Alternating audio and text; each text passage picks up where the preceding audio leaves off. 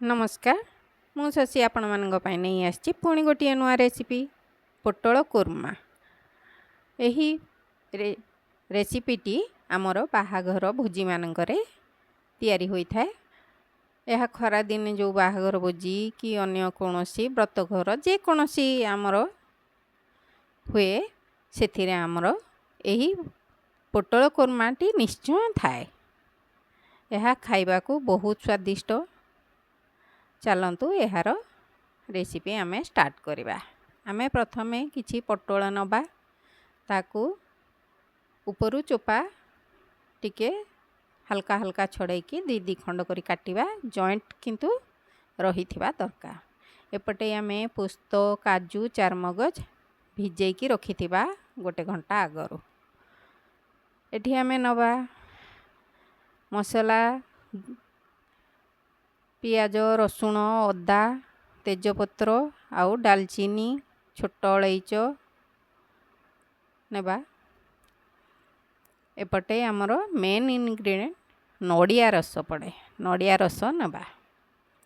मु फाळे नड़ियार रस नहीं बाहर करके जदि आपण चाहिए बाहर भी किणिकी आनीपारे।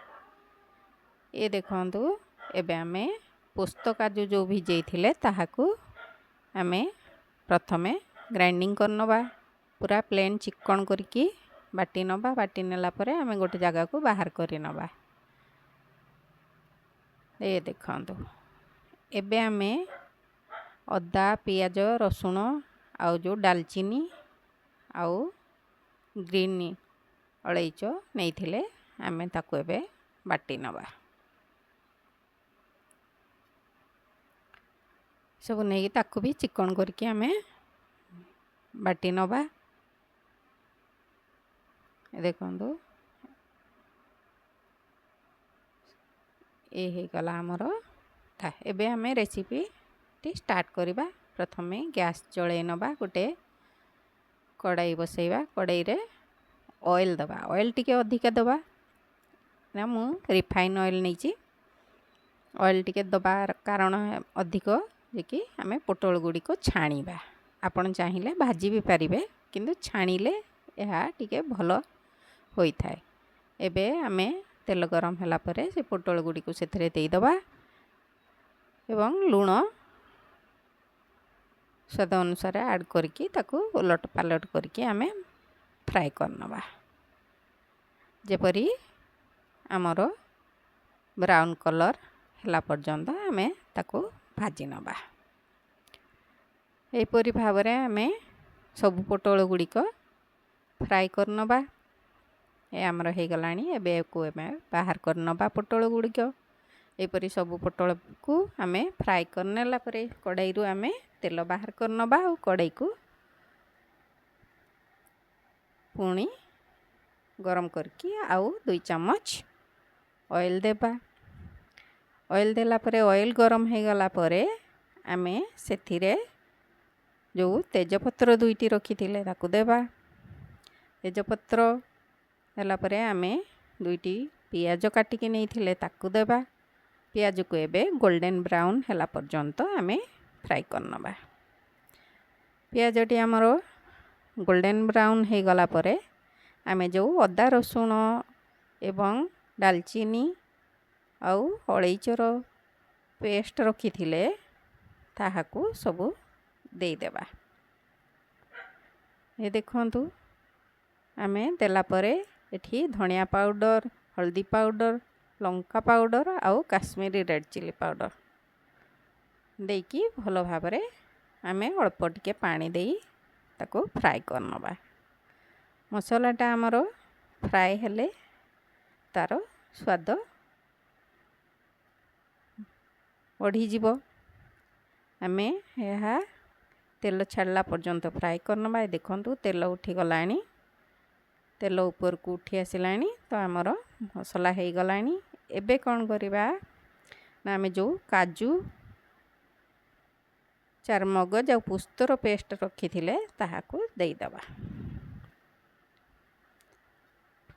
देखंतु आगरु ए पेस्ट देबेनी। एटा तेल उठी सारला परे मसला रे अदा रसुण पियाजर तापरे आमे को देबा। ଦେଲା ପରେ ଆମେ ଏହାକୁ ଭଲ ଭାବରେ ଗୋଳେଇ ନେବା। ଦେଖନ୍ତୁ ଭଲ ଭାବରେ ଗୋଳେଇ ନେବା। ଏବେ ମସଲାଟା ହେଲା ପର୍ଯ୍ୟନ୍ତ ଆମେ ଏହିପରି ତାକୁ କଷିବା।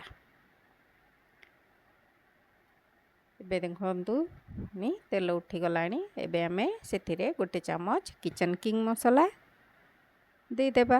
ଆପଣ କିଚେନ୍ କିଙ୍ଗ ଜାଗାରେ ଗରମ ମସଲା କି ମିଟ୍ ମସଲା, ଚିକେନ୍ ମସଲା କିଛି ବି ଦେଇପାରିବେ। ମୁଁ କିଚେନ୍ କିଙ୍ଗ ମସଲା ଦେଇଛି।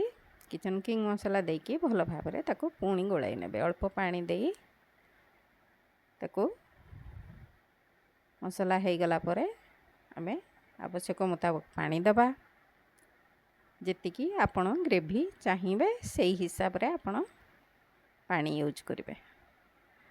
ପାଣି ଦେଲା ପରେ ଆମେ ଭଲ ଭାବରେ ମସଲାଟାକୁ ଗୋଳେଇ ନେବା। ଏବେ ଆମେ ମସଲା ଫୁଟିବାକୁ ଛାଡ଼ିବା। ସେଥିରେ ଆବଶ୍ୟକ ହିସାବରେ ଲୁଣ ଦେବା। ଦେଖନ୍ତୁ ଲୁଣ ଦେଇକି ଛାଡ଼ିବା ଆମେ ଫୁଟିବାକୁ। ଯଦି ମୋର ରେସିପିଟି ଆପଣଙ୍କୁ ଭଲ ଲାଗେ ଲାଇକ୍, କମେଣ୍ଟ, ସେୟାର ନିଶ୍ଚୟ କରିବେ। ବେଲ୍ ଆଇକନ୍ ବି ପ୍ରେସ୍ କରିନେବେ। ସବସ୍କ୍ରାଇବ୍ କରିନେବେ ମୋର ନ୍ୟୁ ଯିଏ ଦେଖୁଥିବେ ମୋ ଚ୍ୟାନେଲରେ।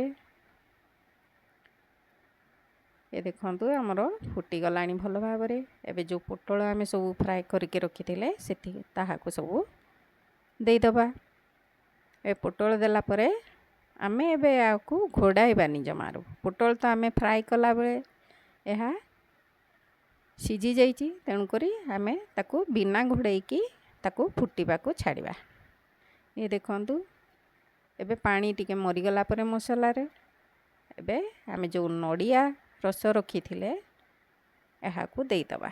ନଡ଼ିଆ ରସ ଆଗରୁ ଦେବାନି, କାରଣ ବେଶୀ ଫୁଟିଲେ ନଡ଼ିଆ ରସରୁ ଅଏଲି ହେଇକି ସେ ଅଲଗା ପ୍ରକାର ବାସ୍ନା ହେବ। ସେଥିପାଇଁ ନଡ଼ିଆ ରସଟା ଆମେ ଲାଷ୍ଟକୁ ରଖିଥିବା ଏଟା ଦେବା।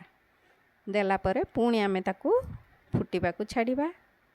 ଏବେ ଲାଷ୍ଟରେ ଯେତେବେଳେ ଆମର ତରକାରୀ ହେଇଯିବ, କସୁରୀ ମେଥି କିଛି ଗରମ କରିକି ଆମେ ହାତରେ ତାକୁ ମଳି ଗୁଣ୍ଡ କରିକି ଦେଇଦେବା। ଏହିପରି ଭାବରେ ଆମେ ତରକାରୀ ବନାଇବା। ପୋଟଳ କୁର୍ମା ଆମର ମଜେଦାର ରେଡ଼ି।